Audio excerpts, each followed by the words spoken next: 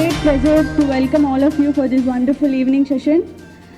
Today we are going to celebrate the innovation of our students. This is an excellent occasion to recognize the talent that is great university is producing from its vast number of colleges.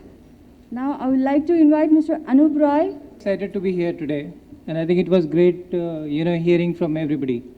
But let me take a minute to talk about the firm I represent. So State Street, I'm sure a lot of you may not have heard State Street. So I mean, you're not alone, right? I've not heard about the company. I mean, a few years back, and so it's a bank, but I think it's a different kind of bank. So we are investment management services. But I'll give you 3 pointers, right, so that you can remember State Street. The first is that it is the largest investment management company in the world, and we take care of most of the mutual fund houses in the US and across the world. Second is, and this is the most easiest way to remember this company, is that at any given point of time, we take care of 10% of world's money, which is $33 trillion. So 1/10 of the world money is in our custody at any given point of time. And third is a side information or a different angle. If you ever heard about a statue in front of a New York Stock Exchange, which is called the Fearless Girl, it's a girl statue, a bronze statue in front of the New York Stock Exchange. It was earlier next to the bull statue we have. That statue was planted by State Street to promote the women leadership in the corporate boards. So I think with these pointers, I think that's enough introduction for the company today. And every time I come to a college, I think I remember my college, which is like 25 years back, right? So we didn't have emails, so forget about WhatsApp, we didn't even have emails, we didn't have internet. And I think the only thing I remember from there is that when we graduate from college, I think it's just the tip of the iceberg. And I think Mr. Bernie talked about the fact that as we start to learn to apply this knowledge in the actual business environment, I think that's where the journey begins actually. So I'm very happy to see, such success stories, right? Because if somebody would have asked me what is a hackathon even 10 years back, right, none of us knew, right? Or there was not an industry definition for doing that. So in today's environment, right, with technology and the digitization, and of course the digitization got, super expedited in the last 9 months because of what we are going through, which is I think a journey of 5 years compressed into a couple of months is really great. So in summary, I think it's a great opportunity for as you start to graduate from the theoretical knowledge and apply that to real business problems. And actually that's where the design comes in, right? Because I think, so I'm an engineer, but today I think more like a banker.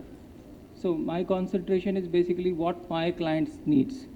And I think it may not be surprising, but the clients thinks just like you think about your app or your product, right? So if you don't like something, you delete the app. So, and then you move to a different bank or you move to a different store. I think that's the story in the real world. And the tolerance for, lack of design or a shabby product is really not there in today's market. And I think it's going to only increase. And if any question on that, right, I mean, just go and talk to any kid. They don't have any patience. They learn technology pretty fast. They have very high expectation from the generation. And if you talk to a 10-year-old, his or her expectation will be little lower than the 5-year-old. 5-year-old treat Wi-Fi as water. They don't understand why the iPad will not work and things of that nature. So I think my point of view is that when you do things like hackathon, I think it helps you a great opportunity to apply your theoretical knowledge into solving a business problem in a very expedited manner. And I think Rajat talked about, what the platforms provided. I think it's a great platform to be able to create that ecosystem where you can actually do that very quickly and demonstrate that what you bring to the table. And I think that's I think is going to be the key component or ecosystem, which is very important for academia to actually integrate into the actual business scenario.